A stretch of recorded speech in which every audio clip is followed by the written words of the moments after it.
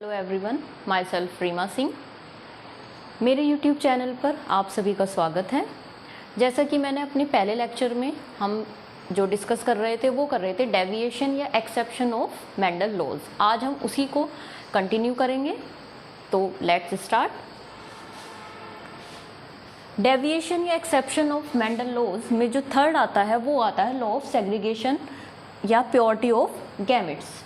According to Mendel क्या था कि लॉ ऑफ सेग्रीगेशन में मेंडल ने ये बोला कि जो पेयर ऑफ एलील है, पेयर ऑफ एलील, जो ये पेयर ऑफ एलील है during the time of gametogenesis, ये जो है सेग्रीगेट हो जाता है, means capital T and capital T में, और इनमें से जो है केवल एक ही फैक्टर जो है वो गैमेट में जाता है। तो लॉ ऑफ सेग्रीगेशन क्या कहता है मेंडल का कि जो पेयर ऑफ एलील होता है, पेयर ऑफ एलील में से during the time of gametogenesis, जब गैमेट्स का फॉर्मेशन होना होता है उस टाइम पर केवल जो हमारा पेयर ऑफ एलील है उसमें से जो पेयर ऑफ एलील है वो सेग्रीगेट हो जाते हैं, अलग हो जाते हैं, और केवल एक ही फैक्टर जो है वो एक इंडिविजुअल गैमेट में जाता है। बट इसका भी डेविएशन है, इसीलिए इसको हम प्योरिटी ऑफ गैमेट्स कहते हैं, क्योंकि जो गैमेट्स होते हैं वो कैसे होते हैं, गैमेट्स आर हैप्लॉइड्स। कैसे होते हैं, हैप्लॉइड्स। इसी तरीके से अगर हम दूसरा जीनोटाइप लें स्मॉल टी, तो ये जो पेयर ऑफ एलील है ये क्या होगा, during the time of gametogenesis क्या होगा, इसमें से जो इसके फैक्टर हैं दोनों वो क्या होंगे, पहले सेग्रीगेट होंगे, अलग होंगे, और ये वाला फैक्टर जो है वो एक गैमेट में जाएगा और ये वाला जो है वो दूसरे गैमेट में जाता है। तो इसलिए जो गैमेट होता है उसमें केवल वन पर्टिकुलर फैक्टर ही ट्रांसफ़र होता है, इसलिए हम गैमेट को, इस लॉ को प्योरिटी ऑफ गैमेट्स भी कहते हैं। और जो गैमेट होते हैं वो हमेशा आप ध्यान रखिएगा हैप्लॉइड होते हैं। यहाँ तक आपको समझ में आ गया कि लॉ ऑफ मेंडल क्या था। लेकिन हम बात कर रहे हैं हम डेविएशन की, तो हमें यहाँ पे क्या पढ़ना है, डेविएशन। इसका जो डेविएशन होता है लॉ ऑफ सेग्रीगेशन का, डेविएशन कह सकते हैं हम या एक्सेप्शन हम कह सकते हैं। इसका डेविएशन होता है नॉन डिसजंक्शन। नॉन डिसजंक्शन में क्या होता है कि कभी कभी क्या होता है, ये तो लॉ है लेकिन लॉ का भी एक्सेप्शन होता है। तो कभी कभी क्या होता है कि जो हमारा पेयर ऑफ एलील है, तो पेयर ऑफ एलील के दोनों ही फैक्टर गैमेट में चले जाते हैं। सपोज कीजिए कि यहाँ पे जो है आपका ये कैपिटल टी और कैपिटल टी है, तो कैपिटल टी में से जो पेयर ऑफ एलील है इसके दोनों ही फैक्टर, मीन्स ये दोनों ही factor during the time of gametogenesis के दौरान जो है गैमेट्स में चले जाते हैं। तो इसको हम कहते हैं नॉन डिसजंक्शन। इसको हम डिटेल में पढ़ेंगे जब हम मियोसिस पढ़ाएंगे, सेल डिवीज़न आपको पढ़ाएंगे। अभी आपको सिर्फ इतना ध्यान रखना है कि लॉ ऑफ सेग्रीगेशन का जो एक्सेप्शन है वो क्या है, नॉन डिसजंक्शन। क्या होता है इसमें कि जो पेयर ऑफ एलील है उसके दोनों ही फैक्टर गैमेट में चले जाते हैं। क्लियर।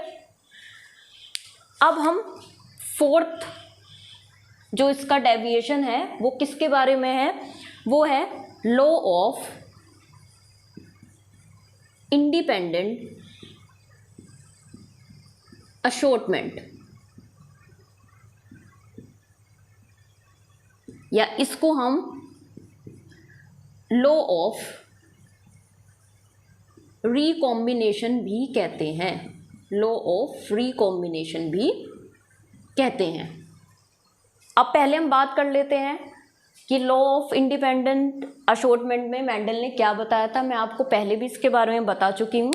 तो लॉ ऑफ इंडिपेंडेंट अशॉर्टमेंट क्या कहता है कि जो F1 जनरेशन है, जो हमारी नेक्स्ट जनरेशन है, उसमें जो है जो जीन होते हैं वो अपना एक दूसरे पे फुल्ली डिपेंड नहीं होते, इंडिपेंडेंट होते हैं। Means one gene is fully independent to another gene, और वो जो है अपनी नेक्स्ट जनरेशन में न्यू रिकॉम्बिनेशन बनाते हैं, जिससे जो नेक्स्ट ऑफ स्प्रिंग है उसमें न्यू रिकॉम्बिनेंट और वेरिएशन हमको देखने को मिलती है।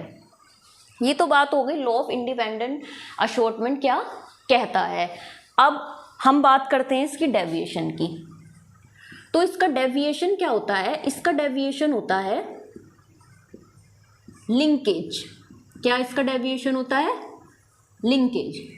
तो लिंकेज में क्या होता है कि अगर एक ही क्रोमोसोम पे जीन प्रेजेंट होते हैं तो वो सभी जीन जो है वो क्रॉसिंग ओवर में पार्टिसिपेट नहीं करते और डायरेक्टली ही अपने पेरेंट्स से अपने जो नेक्स्ट जनरेशन है या जो उनकी ऑफ स्प्रिंग है उसमें ट्रांसफ़र हो जाते हैं।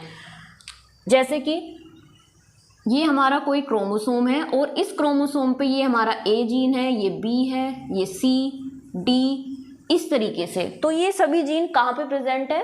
एक ही क्रोमोसोम पे प्रेजेंट है और एक दूसरे के पास में है, एक नियरेस्ट टू ईच अदर। तो इन सभी जीन को हम क्या कहते हैं? Link gene.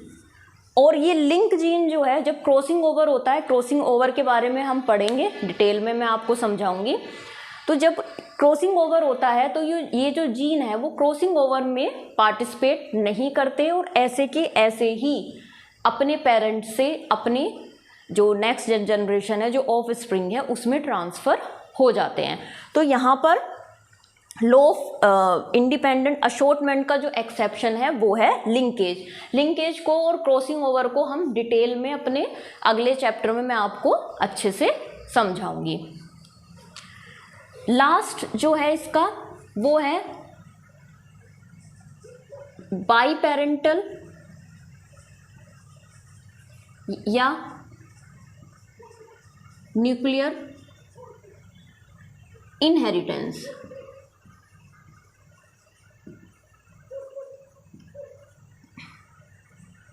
मेंडल ने क्या बोला था कि अगर हम कोई हमारा मेल पेरेंट है और हमारा फीमेल पेरेंट है तो जो नेक्स्ट जनरेशन होगी जो ऑफ स्प्रिंग आएगा उसमें जो है दोनों की कैरेक्टर बोथ यानी कि मेल के भी एंड फीमेल के भी दोनों के कैरेक्टर आते हैं। बट इसका डेविएशन क्या है?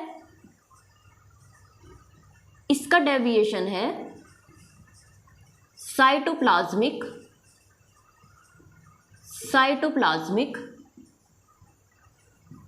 इनहेरिटेंस। कि जो साइटोप्लाज्मिक इनहेरिटेंस होता है उसमें क्या होता है कि जो फीमेल है, फीमेल के भी जो साइटोप्लाज्म में जीन होते हैं वो हमारा जो है नेक्स्ट जनरेशन में ट्रांसफ़र होते हैं। सपोज कीजिए कि मेरे जो पेरेंट्स हैं, मेरे फादर से जो है मेरे में क्या आया? न्यूक्लियस आया है, लेकिन मेरी जो मदर है, मदर से न्यूक्लियस भी आया है और जो साइटोप्लाज्म में जीन है वो भी मेरे में आए हैं। तो ये क्या है? ये इसका डेविएशन है किसका? बाईपेरेंटल या न्यूक्लियर इनहेरिटेंस का। क्या है वो डेविएशन? Cytoplasmic inheritance. इसको भी हम डिटेल में आगे के लेक्चर में मैं आपको बताऊंगी। यहाँ तक मुझे उम्मीद है सभी को समझ में आया होगा। अगर आपको मेरी वीडियो अच्छी लगी तो लाइक कीजिए, सब्सक्राइब कीजिए और वीडियो को पूरा देखिए। धन्यवाद।